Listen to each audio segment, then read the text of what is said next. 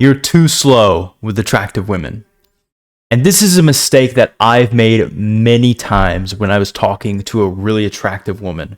So I want to talk about what pacing should really look like when you go from opening a woman, from the approach, connecting and vibing with that girl, teasing and flirting with her, the subtle signs you're looking for to see that she wants you to take the next step, taking that next step, what that looks like, how to show her that you're ready for that, and then actually moving things forward and what that timeline looks like. And the biggest mistakes that I see guys make is that they take too long with attractive women.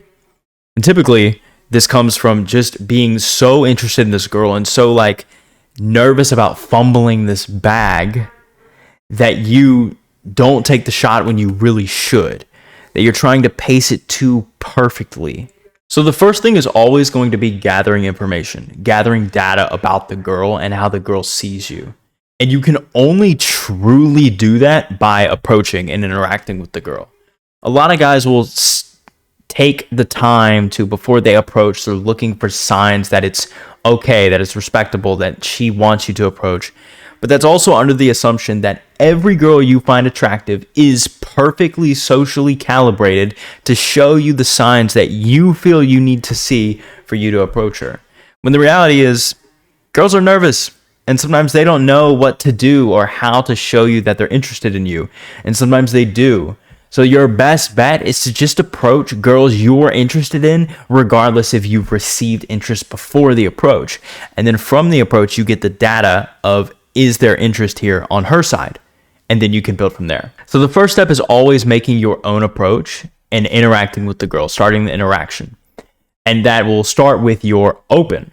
Once you've gotten your open in and you start to interact with the girl and you start to create a little bit of commonality, you start to tease and vibe and flirt with her and build a man to woman frame with her. This is going to be the first 5 minutes of the interaction. And this is where you're going to get the data of whether or not she's even interested. If she has zero interest, you're probably not even going to get to minute 3 without her showing signs. Most women are not super direct and aren't just going to flat out reject you. Some of them will just tell you they have a boyfriend, which is not them being super direct. It's like this indirect, well, sorry, I have a boyfriend. But what she's really saying is, no, I'm not interested. Most girls are not going to say, I'm not interested. Or they're going to show you subtle signs that they don't have a lot of interest. So one may be that they just turn their body away from you. If they're not facing you, they're not fully engaging with you, they're not interested. When we're interested in things, when you see someone who's watching a movie, their entire body is towards the TV, right? So it's going to be the same with a girl. When she's interested in you, she's going to turn more of her body. And if she's turning her full body, toes to head, all in your direction and fully making eye contact, smiling, engaged with you, she's interested in you. But if she has any of those facing away from you, then that's a sign that her interest is lower than a 10 out of 10. It's more like a 7 out of 10 or a 6 out of 10 or a 5 out of 10. It doesn't mean she doesn't have any interest, but her interest is too low for you to now ask for the number or for you to go for the date. And a lot of guys make that mistake as well, which is they just come in and immediately start with the close. They start by asking for a phone number. They start by trying to close the deal instead of starting with an open, starting with an actual interaction and getting data to then decide when to go for the close. So assuming a girl is interested in you and you're getting past minute 1, 2, 3, now you can get into the area where you can start to inject more teasing, vibe, flirting, and that's how you build that interest in her. So it's like the interest you see is a 5 out of 10. That doesn't mean it's never going to change. That's just where it's starting. So once you realize where she is, then it's your job to just slowly move it up. And I know you're not going to be sitting there thinking, oh, I think she's like a 5 out of 10. I want to see what I can do to move her to a 6 out of 10. I know you're not thinking that in the moment. You're going to be present with the girl, right?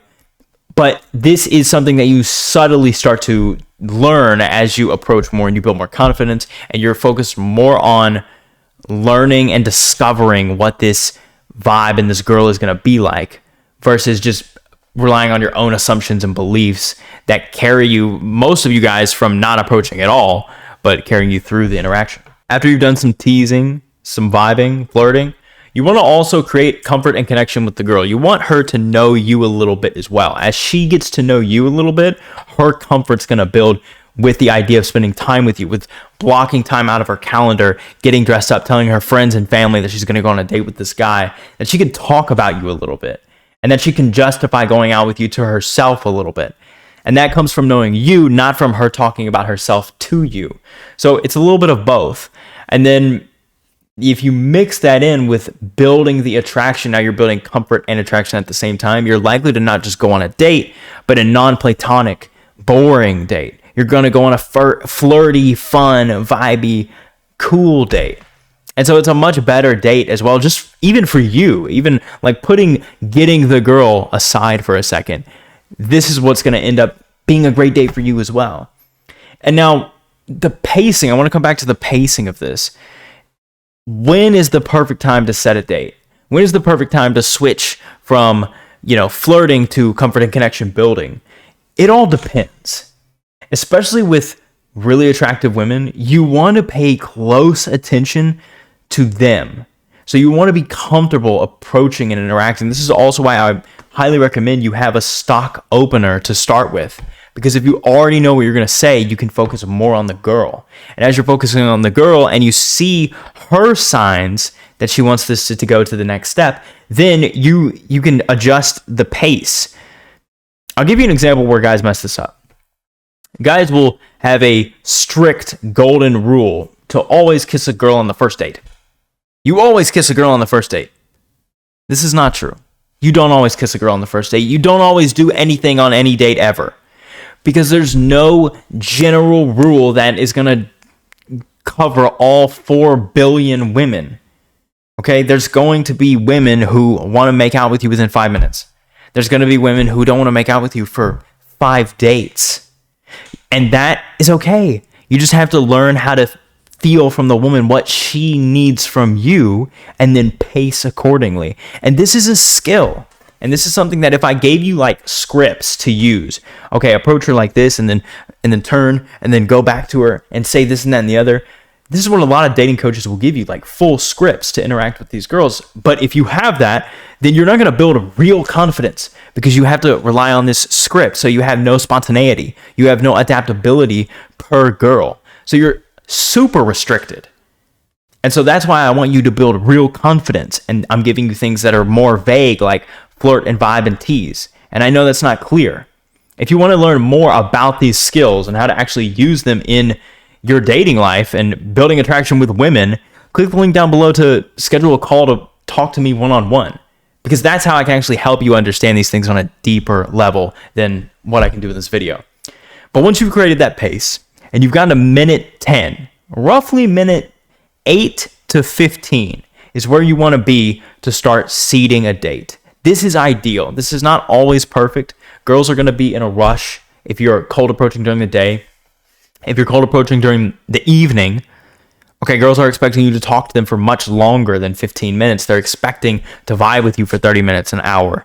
So, and you're not even going to be seating a date because the nighttime environment is a perfect opportunity to have a date right now.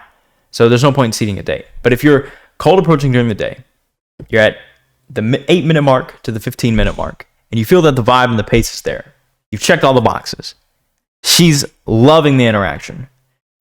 The way to seed a date, it's right there. That's the moment to seed a date. And the way to do it is to just bring up something that you guys both may enjoy. Like, hey, do you like coffee? If she says, yeah, then you can just be like, we should get some coffee sometime. That's all a date seed is it's just an injection of a thing that we could do. And you bring it up in some way. A more advanced way would be like telling a story of when you got a cup of coffee at Starbucks. That is still seeding coffee date, you and me. Okay, because you're still bringing up this thing. And then she can connect with you on that thing and say, oh, I love coffee too. I like to get this blah, blah, blah drink from Starbucks. And so then you're like, we should get some Starbucks sometime. You were being really calibrated, really smart, and you injected a seed for a date. And then once you planted that seed, she helped you water it. And then you were able to pull the plant at the end of the interaction towards the 15-minute mark. This is an ideal way to have an interaction. And then you get a girl's number because logistically you need it for the date that you just set up. So this is the pacing of a cold approach. But you notice how I gave you a big time block, 8 minutes to 15 minutes for an interaction that you have with a girl at the grocery store that you don't know, total strangers. This is a decent amount of time. Now, the pace is going to be completely different if it's a nighttime environment, right? I said 30 minutes to an hour. And the pace is going to be different if it's a work environment. That's going to be week 1 to week 5 that you go for the date. You still have to seed dates. You still have to vibe and flirt and tease. You're just spreading things out over the course of weeks because you have to build a lot of familiarity to date a girl that you work with, or you could damage both of your work relationships, your work lives. Same thing if you approach a girl at the gym. It's going to be a little bit shorter than work, but it's going to be longer than the cold approach or the nighttime approach. It's still going to be, I'm going for the date seed around day, not weeks, but day 3, day 2 or 3. The first interaction I probably won't, but also this goes back to the idea of pacing, and it depends on the woman, and it depends on how attractive she is and how interested she is in you. Because some women I've met at the gym, I seeded the date, asked her out on a date, and went on a date with a girl within the first 5 minutes of meeting her. Because the vibe was already there. She was already so attracted to me. There was no reason to keep building it here when she's already ready to go on the date, which is why you need to learn the subtle signs that girls show. If you don't know anything about the signs of girls, or you're not even approaching women, or just not getting the results that you want in your dating life, again, click the link down below and book a call to work with me one-on-one. I can help you with these things. I'm an expert in this area, and I especially love working with gamers, nerds, software engineers, and introverted guys who have everything else figured out in their life except women and dating. I've been there. And if you're getting friend zoned all the time, I've been there, brother. I've been friend zoned so many times in my life. And that's why I'm passionate about helping you guys not suffer through that anymore. All right, guys, that's all for this video, and I'll see you in the next one. Peace.